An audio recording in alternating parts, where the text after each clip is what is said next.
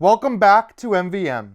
Today we're going to take a look at It's a Wonderful Kingdom from La Boîte de Jeux. This is a follow-up to their popular game It's a Wonderful World. This is not an expansion. This is not a second edition. This is a brand new standalone game that uses some of the same mechanics as It's a Wonderful World, but with a completely different type of game. This is actually a two-player only game. Obviously, this takes place in a different kind of fantasy realm where you are competing for control of this kingdom against another player. Now, some of the mechanics and the way that you're actually going to play this game is similar to It's a Wonderful World. This is still an engine builder that is going to have you building out and developing cards over the course of the game, trying to get the most victory points against your opponent. But the way the actual game plays out is very different, and so are some of the things you're going to encounter along the way. This game actually makes the use of modules. In addition to the base game, you're always going to add one module in. And I have a prototype here in front of me. I was given 2 modules to try out, but there are more, at least one of that I know, and then others that might be announced along the way or that might show up on their Kickstarter page. So before I get into that, let me jump into how the actual game is played. Now you're going to see the game board kind of here in front of me, and it's split into 2 sides, the blue side and the red side. Each player is going to have one card that represents their fiefdom. And these are double-sided. One side is just going to give you resources, and the other side actually gives you victory point objective as well. So you can decide amongst yourselves which side to play. These fiefdoms are going to be the building block that you use to build out your kingdom. You're going to be playing more development cards in attempts to gain some of these 4 resources. And there are 4 different basic resources you can collect, plus a 5th resource that is kind of a special resource that has to be transmuted by your alchemists. And of course, I'll talk about all that. But the game always is going to use this development deck. Within this development deck are a variety of different cards that you're going to be adding through your engine over the course of the game. You're going to be drafting these cards, and all of them have some of the same basic things, which you can see here. You have on the left side all of the resources that you're going to need to use to produce this building. At the bottom, you're going to have either a scoring opportunity, some sort of resource that gets generated every turn, or maybe a mixture of both. And in the upper right-hand corner, you're going to see the resource that you get if you choose to recycle that card. Every one of the cards in the game is going to follow this same pattern. Over the course of the game, as you gain resources, you'll be able to assign them to one of these cards, and when that card is complete, you'll be able to move it from your development area into your actual tableau. From that point on, it's going to score you points at the end of the game, and it's going to score you whatever resources that it tells you it's going to give you during the production phase. But you're going to be drafting in this game in a very different way. Each player is going to be given 7 cards from the top of this deck to be their starting hand. In addition to these 7 cards, each player is going to be dealt 1 calamity card, which is a negative victory point card that you're going to lose points for if you have at the end of the game. You're going to take one of these and place it in your hand as well, now giving each player 8 cards. Once that's done, you're going to create 2 piles by revealing 2 cards from the top of the deck, and you're going to place these side by side to create 2 offerings.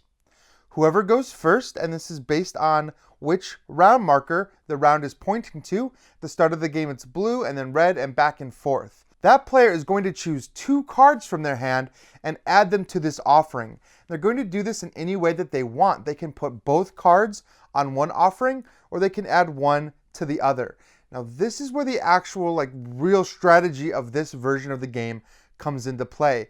You're going to want to make some piles more appealing to the other player because maybe you really want them to take one pile instead of the other. Because as soon as you're done playing these cards, the other player is going to get to choose one of these piles to take.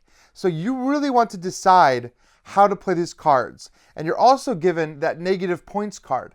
If you see a pile here that looks very tantalizing to your opponent or gives a card that they really need for their engine, you might want to consider adding that negative points card to that pile. So if they want the card below it, they're going to have to take that as well. To make matters a little more confusing and to allow for a little bit of more deduction, Each player has 2 trap tokens that they can use at any point on one of their turns. They can turn in one of these trap tokens to play their card face down. So now the other player has to decide, is this a bluff? Did they just bluff with their negative point calamity card? Or did they just put something really good there that they don't want me to know about because they don't want me to take this pile? This is kind of a head game situation. You can even use both on the same turn to play both of your cards face down. This might indicate to your opponent that you just played a calamity card, but which pile is that calamity card in? Once the player has settled on their piles and placed their 2 cards out, the other player is going to choose one of those piles to keep. They're going to take those cards and place them face down in their draft area. So what this means is if you played a calamity card face down and then you took your own calamity, the opponent doesn't know what this face down card is. They might be waiting to see when you're going to play your calamity, but you don't even have it left in your hand. So like I said, there's a lot of mind games here with this draft. Now once the other player has chosen, they're going to do the same thing, repeating that process. They're going to take 2 cards and they're going to place them into 2 piles. Either again, adding to one of the piles that's out or choosing 2 different piles to add them into.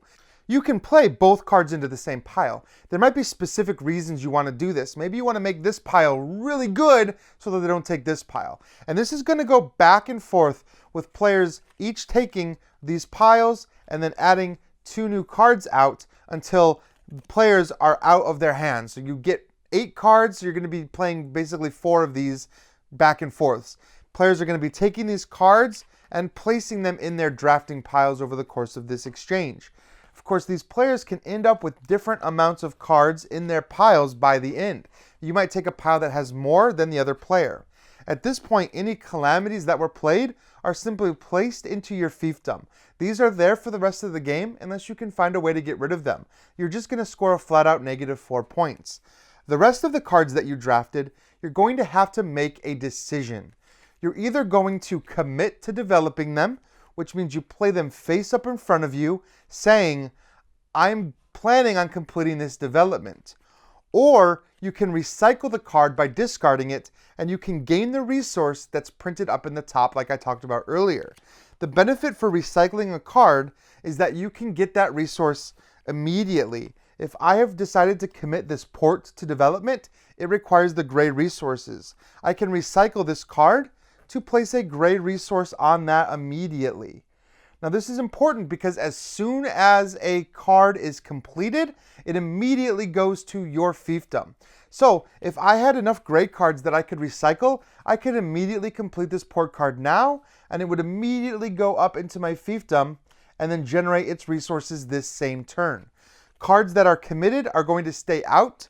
Cards that are discarded for their recycle ability are going to go to the discard pile. Both players are going to kind of do this simultaneously, deciding which cards to add together. Cards that you've decided to commit to building are just going to stay out until they are finished. You can decide later to recycle a card that you've already committed.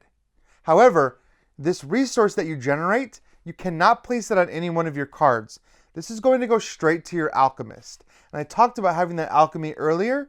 You can collect resources on your player card instead of placing them on a development. For every 5 resources you have here, you can turn them in for one of the rare crystalliums. This is a red resource that can be played at any time and is a wild. It can cover any spot on any card. Of course, some cards are going to specifically ask for that red resource, but those are some of the better, stronger cards.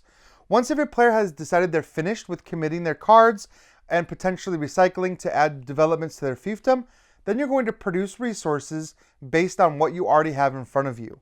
Resources are produced in a specific order, and you will see the lines that drive from the gray all the way to the blue. Now, the reason that they're done in order is important. For one thing, all the resources you gain can immediately be placed onto cards. If I had a card in play that needed a bunch of grays and purples, and I am producing enough to complete those, then that card will actually be added to my fiefdom immediately. And if it produced yellow or blues, I'd actually get those yellows or blues the same round. I won't retroactively get any grays or purples it may have produced, but I will get anything that's yet to come in the chain. In addition, there is a Supremacy Bonus for having produced the most of each one of these resources. So the player that produces the most of the gray resource is going to win that Supremacy Bonus, and then so on and so forth. When you win, you're going to gain one of these soldier tokens. Now, there are two ways to get these soldiers. Some cards are going to give you soldiers as a bonus when they're completed, in which case you'll just take these soldiers and place them in front of you, or you can earn them through the Supremacy Bonus. The first time you win a bonus, you're going to take a soldier and place it in your ready area, which is the little marked area on your side of the player board. The next time you win a bonus, you're going to take that soldier from your ready area and you're going to place it on your fiefdom. These soldiers can be spent to power certain cards later on, and there might be some cards that earn victory points for having soldiers as well. So you really want to hold on to these. They also interact with some of the different modules, which I know I haven't talked about yet. So you're going to go through and you're going to produce all of these resources all the way through to blue. Once that's done, you're going to deal out 7 more cards for the next round.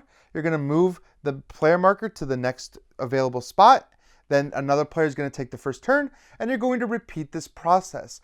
Deal out the 7 cards, add the 2 calamities, and continue drafting by creating those 2 offerings and then adding cards to them just like you did before. Now the game is going to escalate. The more cards you have in front of you, the more cards you complete, the more you add to your fiefdom, the more resources you're going to generate. By the end of the 4th round, you're going to be generating a ton of resources and you're going to be building a lot of cards. So this is pretty standard for an engine builder. The game really does escalate. You might be producing 3, 4, or 5 resources on that first round. You might be producing 20 by the end of the game. So you really need to make those decisions. You might be finding yourself recycling a bunch of cards earlier, but later on, you don't want to recycle them because you actually can generate the resources needed to complete them. At the very end of the game, you're going to score for everything that's in front of you. And you're going to score on a variety of different things. A lot of cards are just worth printed points. They'll tell you on the card how many points they're worth. Others are going to be worth points based on how many of a certain type of card you have in your tableau. For example, it might give you 2 points for every blue card you have in your tableau or every purple card you have in your tableau. You're going to count all those up, just the completed development cards, of course, and you're going to add those points together. Whoever has the most points is going to win the game. So that is the basic version here of It's a Wonderful Kingdom, but I did mention that there were modules that you could add in. I've got 2 of them in front of me. Now in a regular game, you're going to have these treasure cards mixed into the deck. These treasure cards have no development bonus. They can simply be recycled for some really good resources. But if you'd like to, you can actually substitute these treasures out and replace them with advisors instead. If you're using this module, you're going to be adding these advisors into the deck, and each one of these gives you a special ability. At the start of the game, each player is going to be dealt 2 of these advisors, and they're going to get to choose one to keep. They're simply going to put that advisor in front of them, and they're going to have that advisor's bonus or special ability for the rest of the game. Some of these advisors have one-time abilities, some of them make some of your other abilities stronger, and some of them are going to use these soldier tokens to power specific things or to gain extra resources. Out of the cards that were dealt, the card that wasn't chosen is going to go back into the box, and all the remaining cards are going to be shuffled into the deck. These cards might come up, they might be part of the draft, but you can gain more advisors over the course of the game. So that's one module you can use. The other module that I have is the Menace Module.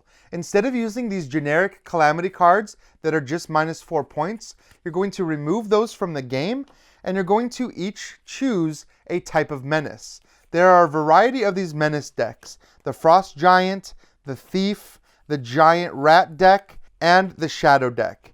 Each player is going to choose one of these cards and they're going to bring it to their side. Instead of having the generic calamities, they're going to have a special card that does a special specific thing. And this is going to get drawn into their hand of 7 cards. And when they place these cards in the offering, they can place out their menace cards instead.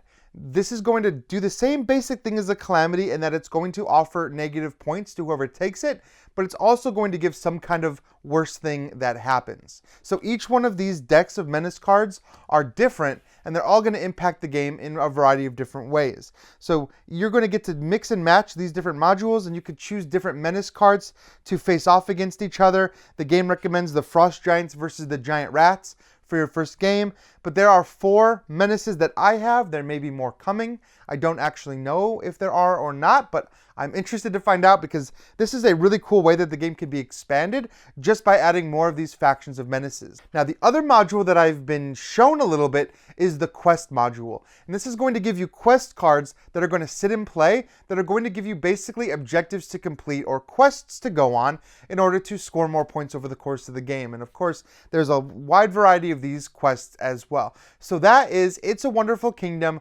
with the 3 modules that I know I can talk about.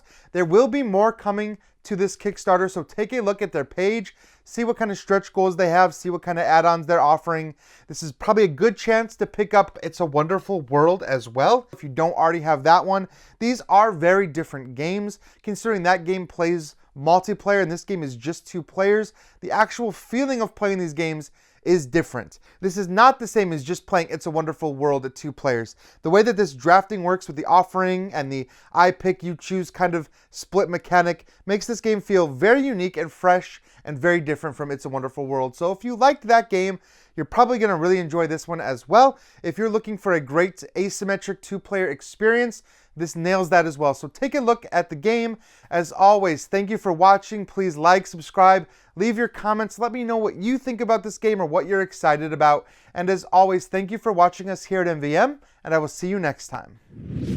Congratulations, you got to the end of one of our videos. Now, if you want more practice, just click on the video over here. It's another video. You might not have seen it yet, so click on it. If you don't want to do that, at least click on the subscription button below. That always helps us. And if you want notifications, please ring that bell.